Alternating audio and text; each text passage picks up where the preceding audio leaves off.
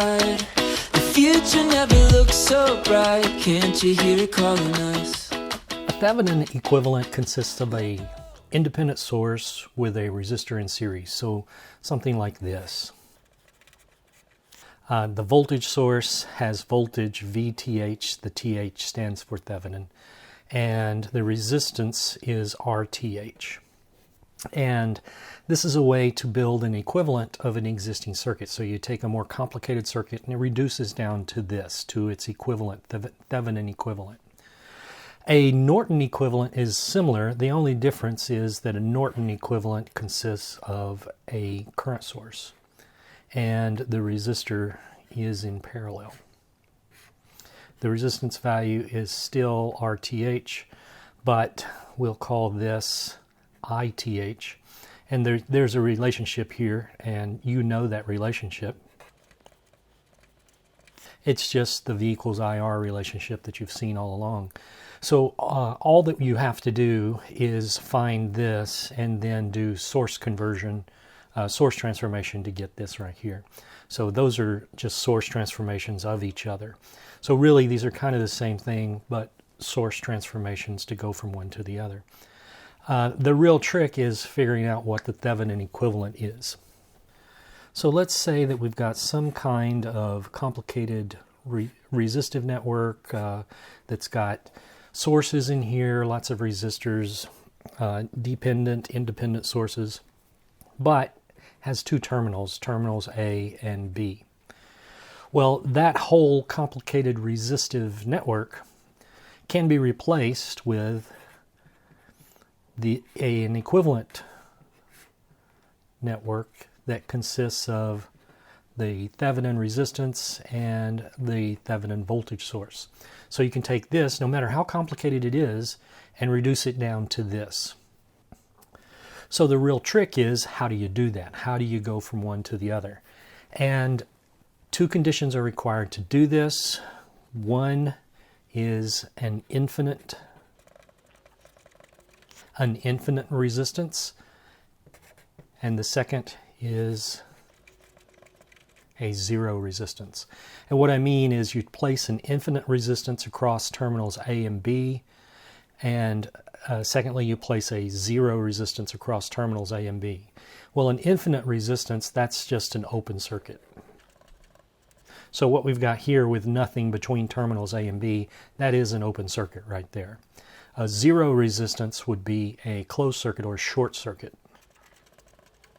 And you would achieve a short circuit by just placing a wire, a zero resistance wire between terminals A and B. The reason you do that is because this first condition here is going to allow us to determine what VTH is. So VTH comes about because of that right there. And then you can determine what RTH is through this condition right here. So those two conditions will allow us then to determine VTH and RTH. And we can build the equivalent circuit then. So let's say that we've got something like that. Here's a voltage source, VTH, and here's a resistor that's in series with it. And here are the two terminals A and B, and this is RTH. Well, if we do the open circuit condition, that's what we've got right here. If you were to take the probes of your voltmeter and place them right across this right here, what you would read is VTH. The reason you're reading VTH and not VTH minus whatever this drop is here is because there is no current flowing through RTH. So with no current flowing through RTH, there is no voltage drop through that resistor right there. But there's still a potential difference between these two terminals because the source still exists over here. If there was a closed circuit out here, or there are more elements out here, if that were the case, then there would be current flowing and there would be a voltage drop across RTH. But because there is no current, there's no voltage drop, the voltage between terminals A and B is just going to be VTH. That's what is meant by the condition number one and open circuit condition. If I can come over here then to the more complicated network and I can figure out what the voltage is at terminals A and B with the open circuit condition, then that is VTH. And then if I can do something like this, let's do the short circuit. If I can make a short circuit here, now a current is going to begin to flow. And when the current begins to flow, let's say it goes in that direction right there, then that current is I. And I is just equal to VTH over RTH. All right, well, if that's the case, then you can solve for RTH out of this. RTH is just going to be VTH over that current. Now, when you have this short circuit here, oftentimes this I is called ISC for short circuit, but it can also be called ITH. And you can see then by placing that short circuit there, we can calculate whatever that current is, and with the Thevenin voltage and the short circuit current, we can determine what RTH is. So if we did the same thing up here to the more complicated network, then place a short circuit between terminals A and B, figure out what the current is between the two terminals, then we can figure out what RTH is. And once we've got VTH and RTH, we can build this, the Thevenin equivalent circuit, which as far as terminal behavior is concerned, this would then be equivalent to this more complicated circuit here. All right, let's do an example.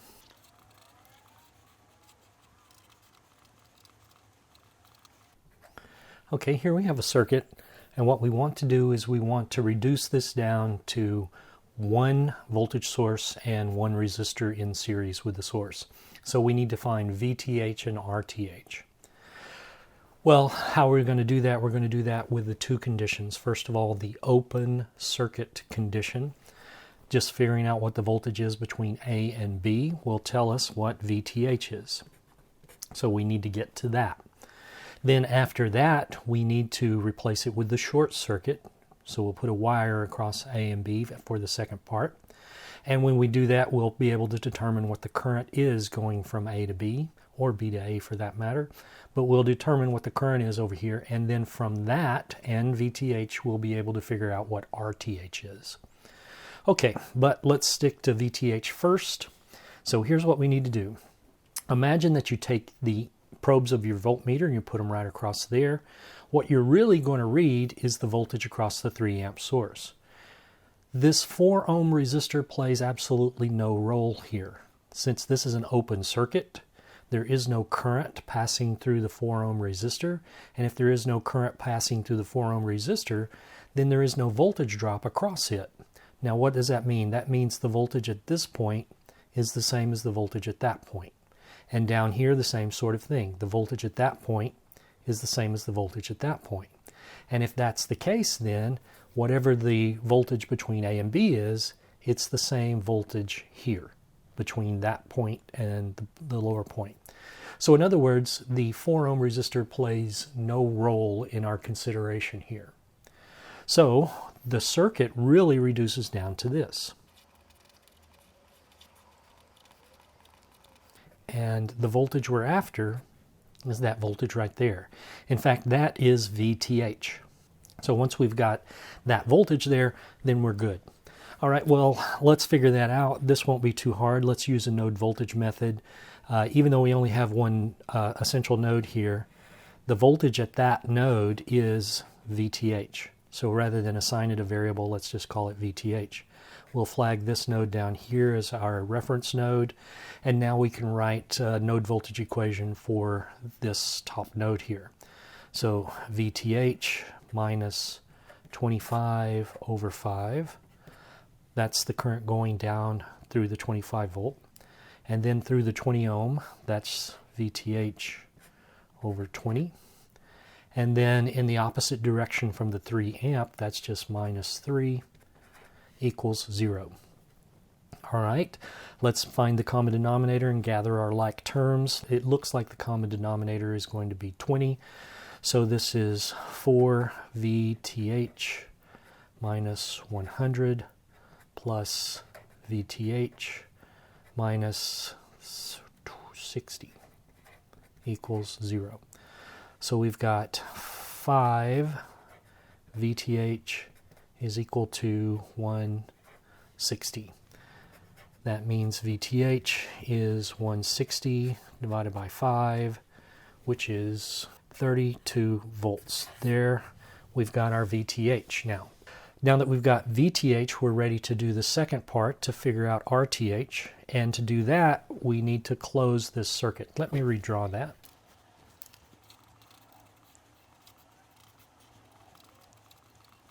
Here. What we want, these are terminals A and B out here. And now we have placed a short circuit between A and B, and we need to figure out what that current is. That current will be ISC, the short circuit current. Okay, I think we can use node voltage again. Let's flag this bottom node here.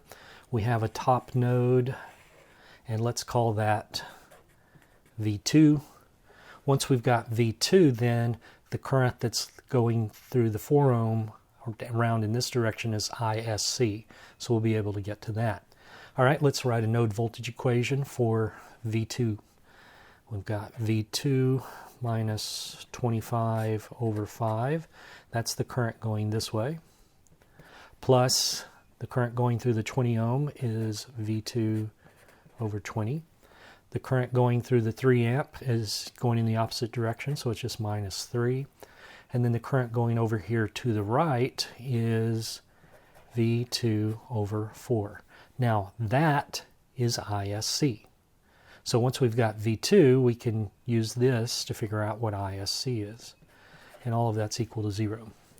All right, find a common denominator and gather the like terms. Looks like where 20 is going to be it again, so 4 V2 minus 100 plus V2 minus 60 plus 5 V2 equals 0. So 4, 5, 10 V2s, and that's equal to 160. So V2 is 160 divided by 10, or 16 volts. Now that I've got V2, I can figure out what ISC is. ISC is just going to be V over R. It's going to be V2 over 4 ohms. So V2 is 16 volts over 4 ohms. That's going to be 4 amps. And now that I've got ISC, and I know what VTH was because we solved for that previously, then I can figure out that RTH is VTH over ISC, and that's going to be VTH was 32 volts divided by 4 amps. RTH is going to be 8 ohms. There. All right. Now that we've got that, we can go back here to our original circuit, and we can say this circuit here is equivalent to this circuit here. In other words, you could take this whole circuit right here, and at terminals A and B, whatever the voltage and current would be when you hook this up to anything is going to be the same for the Thevenin equivalent here as it is over here. All right, that means that if you took a load resistor, let's say you took something and you hooked it up across terminals A and B, let's call that R sub L. And R sub L, I drew it as one resistor. It could be anything, a whole nother network. If I connected up to terminals A and B here, or I connected up to terminals A and B here, the behavior is going to be exactly the same. Same voltages, same currents should be there. All right, so this is the Thevenin equivalent, or the Thevenin equivalent, depending upon which syllable you put the emphasis on. But this is equivalent to that, terminal behavior-wise. You may have noticed in that exercise there that getting VTH was pretty straightforward. It was getting RTH that required more work. Is there an easier way to get RTH? And the answer is yes. And for this specific circuit, it's pretty straightforward. You see, here's the idea. If you can figure out what the equivalent resistance is between terminals A and B, then that's RTH. That's all you have to do. What is the equivalent resistance? Now, if depending upon what kind of sources you've got over here, if you have independent sources, it's real easy. But if you have a dependent source over here, it's not so easy. You have to spend a little more time to figure out what the equivalent resistance between terminals A and B is. So for independent sources, and there are only independent sources in this circuit, you just disable the source. The circuit, when we disable these two sources, becomes this.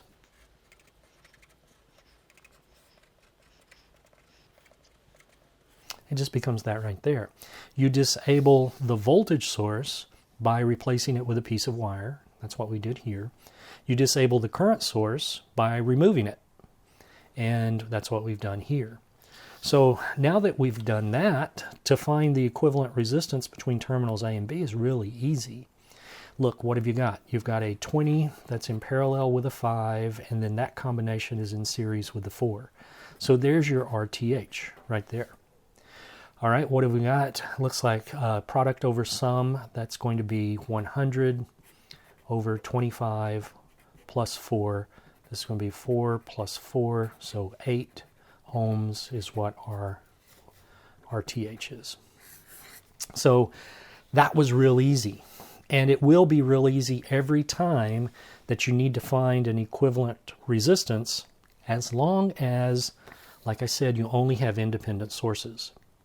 If you have dependent sources, you can never get rid of the dependent sources. You'll have to keep them. Okay, before we completely end discussion of this problem, I just want to say one more thing. This is the Thevenin equivalent. However, you could also write a Norton equivalent here. And these two, the terminal behavior at these two would be exactly the same. All that we did is we used source transformation to go from this to this. And everyone should be familiar with source transformation by this stage. So going back and forth between Thevenin and Norton equivalents should be pretty straightforward. Just realize that if you're asked for Norton, find the Thevenin and then do the source transformation and you've got it. Okay, now remember the usefulness of something like this. Let's say you were asked to solve a circuit that looks like this. Okay, now this is a pretty simple circuit in the first place, but let's say you're asked to find the voltage across the 100 ohm and the current through the 100 ohm over here. Well, there are various techniques that you can use to solve this, but one of them is the Thevenin equivalent. What would you do? You would treat these two dots right here as if those are the terminals. Then the 100 ohm resistor becomes the load, and you need to build an equivalent circuit for everything else over here. So in other words, you need to take the 3, the 6, the 9 volt source, and you need to find one equivalent for it. Okay, that's what you would need to do. Then the 100 ohm would be here, and once you hook up the 100 ohm to the equivalent circuit, then it's real easy to figure out what the voltage is across the 100 ohm. What is that going to be? The voltage across the 100 ohm is just going to be 100 over 100 plus RTH times VTH. Now that's assuming you've already done VTH and RTH. You just plug those values in here, and there's the voltage. That's nothing but a voltage divider once it's connected. It's a voltage divider. And then I100, the current, is just going to be V over R. So it's going to be V100 over 100 ohms. And then you've got you've got your current. So this becomes really simple to solve as long as you can convert between this to its equivalent, to its Thevenin equivalent. Well, let me show you how quickly and easily you can do that, though. If you disconnect the 100 ohm, then the circuit becomes this. and these are your terminals A and B here. Well, you just want to know what VTH is. That's the voltage between terminals A and B. And to get VTH, you can write down a straight equation just by inspection, because this is a voltage divider. It's going to be 6/9 of 9 volts. So that's going to be 6 volts. You just got that. Okay, then what's RTH? Well, RTH, you can disable the voltage source by replacing it with a piece of wire, and then RTH is the equivalent resistance between terminals A and B. So that's just a 6 in parallel with a 3, so that's a 6 parallel 3. That's going to be product over sum. So that's 6 times 3 over 6 plus 3, and that turns out to be 2 ohms. So there, you've got that. Now, your VTH is 6 volts, your RTH is 2 ohms, and you can plug those values in for here and get your answers really quickly. It is just a matter of converting this into this, and that can happen pretty quickly with enough practice. By the way, if you decide to plug in the numbers, you get 5.88 volts for voltage across the 100, and you get 58.8 milliamps for the current through the 100. You can check. Let's do another one and figure out how to work a problem that has dependent sources in it. Here's the circuit.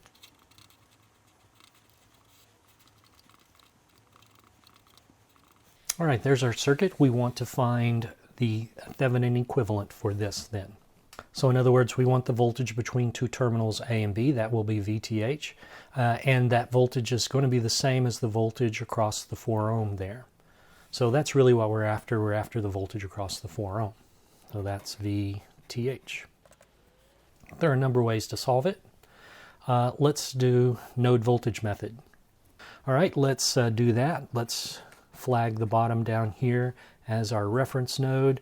Up here is a voltage, let's call that V1. And we should be able to write a node voltage equation now for that node. V1 minus 6 over 5 minus 1.5 I sub x. That's the current going down the center, which is in the opposite direction. That's why it's negative. And then the current going to the right, which is plus I sub x, is equal to 0. Now, I sub x, we can spot an equation for that one. I sub x is just V1 over 7. That's just the current going down this way over the resistance of the 4 plus the 3 to make 7. So we can take this I sub x and substitute it into this equation here, and then it becomes V1 minus 6 over 5 minus 1.5 times V1 over 7 plus V1 over 7 equals 0. All right, when we find a common denominator, it's going to be 35. So this is going to reduce down to 7 V1 minus 42 minus 1.5 times 5 V1 plus 5 V1 equals 0. All right, so we got 7 and then this and then that. Let me calculate that. That turns out to be 4.5 V1, and that's equal to 42. So V1 is 42 over 4.5, 9.33 volts for V1. Okay, now that we've got V1, recognize that this becomes a divider, because the 3 and the 4, if you imagine the 3 here and the 4 there, then V1 is the voltage across those two right there. What we want is VTH, which is the voltage across the 4 ohm. So recognize that as a voltage divider. Then VTH is going to be 4/7 of V1. So it's going to be 4 over 7 times 9.33 volts. And that turns out to be 5.333 whatever volts. There, we've got VTH now. All right, that wasn't too bad. Okay, so now that we've got VTH, how do we get RTH? Well, we cannot disable the dependent source. So there are other ways, though. In fact, there's about 3 ways that I can think of off the top of my head.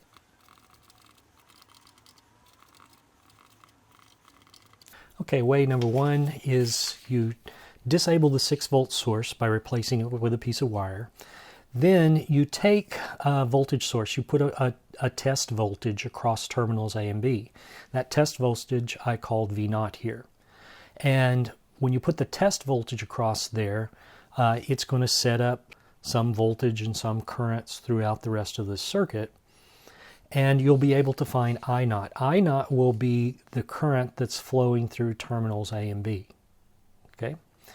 And then once you've got V0, which is your test, and you've determined I0, then RTH is just V0 over I0. And it becomes pretty straightforward then. The second way is one that we've already seen. It's the first one you learned.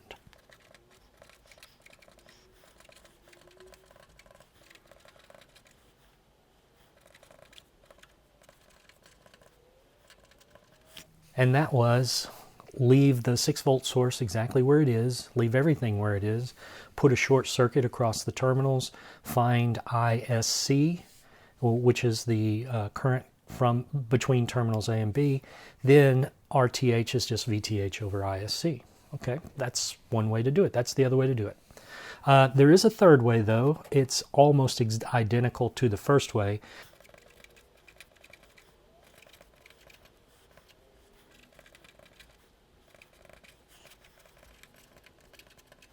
The only difference is you use a known current source on the terminals and find the voltage across the terminals. Up here, you put a known voltage across the terminals to find the current through the terminals.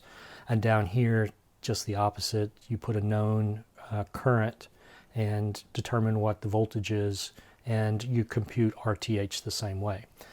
Since this is a test voltage or a test current that you put across the terminals, you can pick any value you want. So the easiest value to pick is like 1 volt or 1 amp, so that the math becomes pretty easy. We'll do at least a couple of these now to find our RTH for our circuit. So let's do the first way first. When we disable the 6-volt source, the circuit looks like this.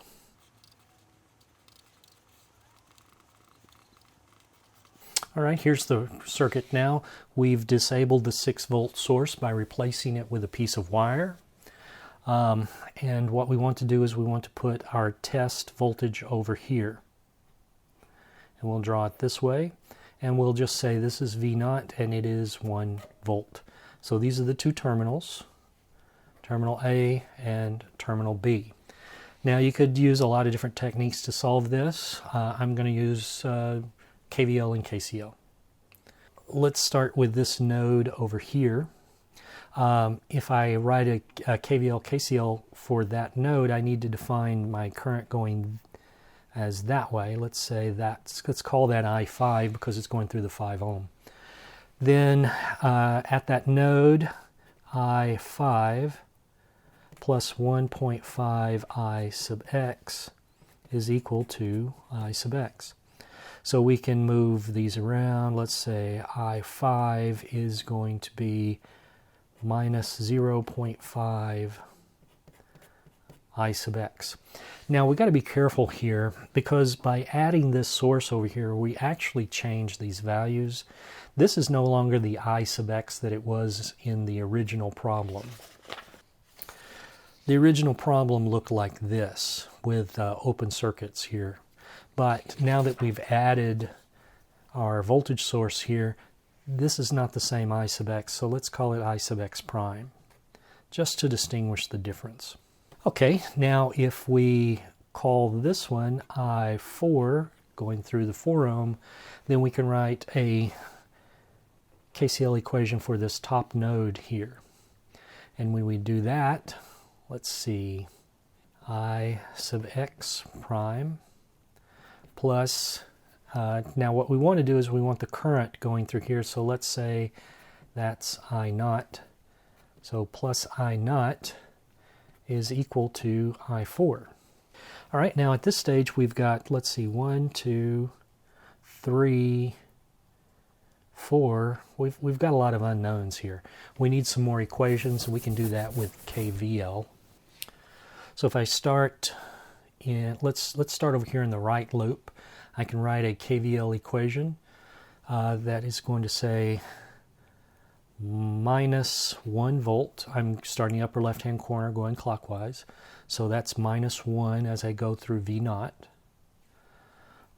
Plus 4I4 equals 0. Okay, that's helpful because that tells me that I4 is going to be 1/4 amp. All right, so that reduced down the number of variables. That gave me this one right here. If I then substitute that in here, then I sub x prime plus I naught is 1/4. So here really are my two equations, and it looks like at this point I've got I5 as an unknown, I sub x as an unknown, and I naught as an unknown. I need another equation. So I'm going to write a KVL equation around the outside.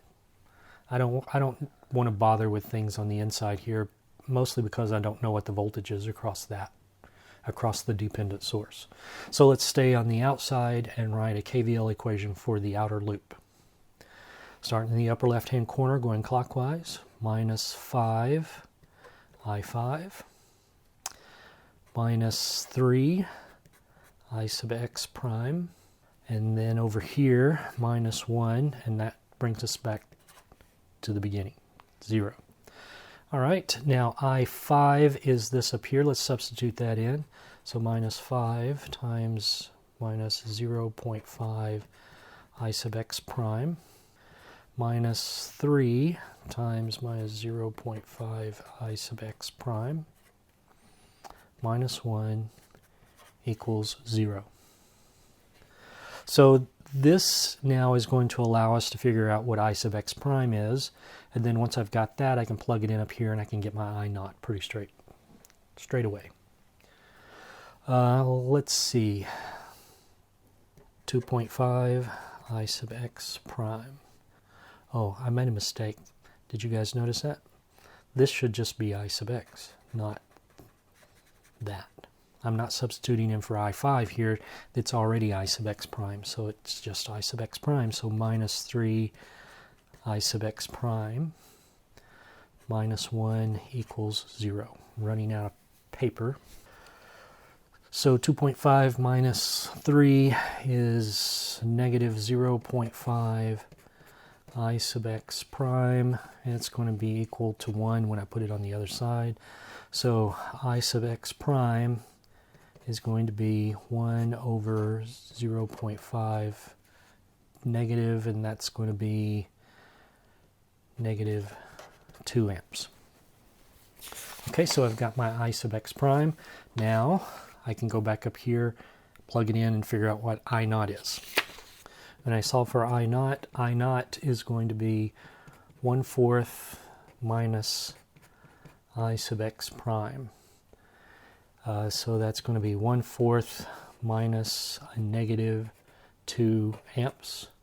So that's 2 1/4. So 2.25 amps. That's what I naught is.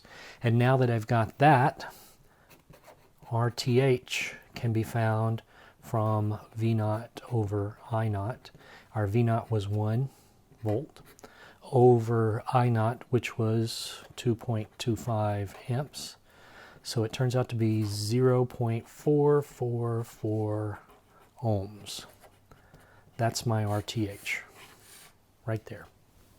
All right, so at this stage I know what VTH is here. I know what RTH is here.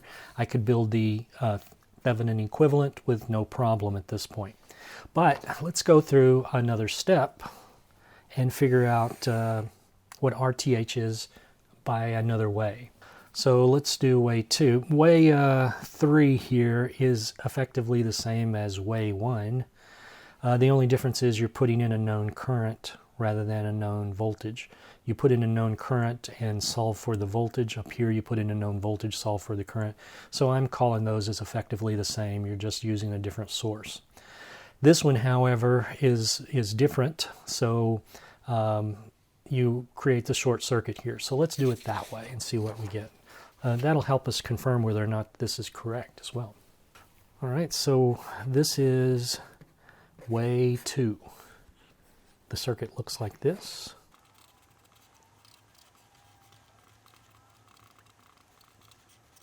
All right, so here are my two terminals A and B. I want to find the short circuit current going between those two. I have my dependent source in here. I've still got my 6-volt source. I can't disable it if I'm going to use this technique. And notice I've called I sub x, I've called this one I sub x double prime because it's going to be different value than it was previously. So we've got our short circuit now. Now, here's an issue with this.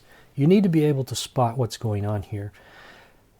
If I sub x is coming along going in that direction, which it would be, and it gets to this node right here, well, you might think some of the current's going to go down through the 4 and some of it's going to go over to the right. But here's the problem. Current, just like water, is going to follow the path of least resistance. And the path of least resistance is around this way through the short circuit. So the truth is, none of that current is going to go through the 4 ohm. It's all going to go here because we've got a short circuit. In fact, that's really the definition of a short circuit. You've got a resistanceless path for the current to follow here. And that means none of it's going to go through the 4 ohm. So the 4 ohm really doesn't play a role here. It's effectively not even there. So we can ignore that 4 ohm for the purposes of working this problem. So really it's just the 3 over here. So I sub x double prime is going through the 3 all the way around here like that. So ISC is negative I sub x double prime. So ISC is minus I sub x double prime. So if we get I sub x double prime, we've got it. The problem is solved. Okay, well, let's do kind of the same sort of technique that we did last time. Let's start at that node right there. Let's define a current going in that direction, and let's call that I6 this time, and we'll say that's I for the 6 volt, passing through the 6 volt source. It's also going through the 5 ohm, but I used I5 previously. So KCL equation for that is going to look like I 6 volt plus 1.5 I sub x double prime is equal to I sub x double prime. And I 6 volt is going to be minus 0.5 I sub x double prime. Okay, that's one equation. Let's call that equation 1 right there. Then we could let's do the outer loop equation right here. Start in the upper left-hand corner going clockwise. Minus 5I 6 volt minus 3I sub x double prime. And then all the way around through the 6 volt, that's a rise, so plus 6 equals 0. So this was a KCL equation. This is a KVL equation. And I can take my I6 here and plug it in, and out of that solve for I sub x double prime. So this is going to be minus 5 times minus 0.5 I sub x double prime minus 3, I'm not going to make that mistake again, I sub x double prime plus 6 is equal to 0. So this is going to end up being, that's going to be 2.5 minus 3. So 2.5 minus 3 I sub x double prime plus 6 is equal to 0. All right, so we're ready to write I sub x double prime is going to be minus 6 over whatever that is, 2.5 minus 3. So that's going to be negative a half. and that's going to be negative half dividing by negative, that's going to be 12 amps. So I sub x double prime is 12 amps. And that means ISC is negative 12 amps. Okay, at this stage we can get RTH. RTH is going to be VTH over ISC. VTH was 5.33 divided by 12. And that's going to end up being 0.444 ohms. So that's RTH.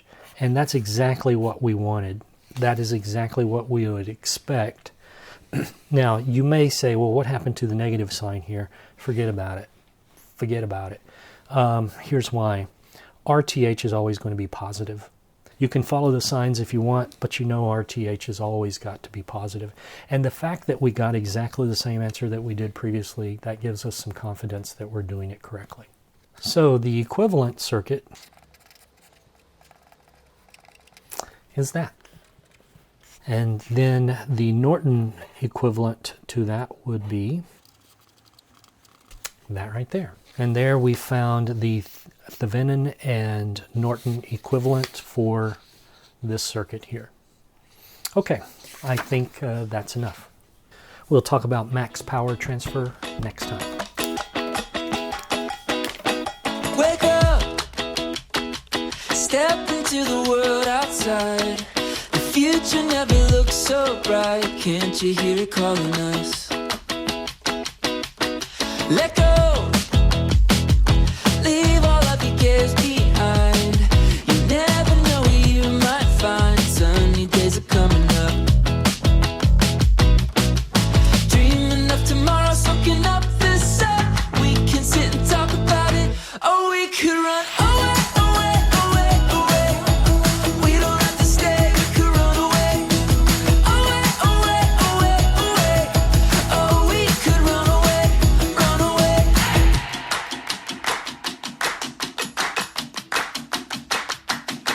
Let's go. Dive into the deep blue sky.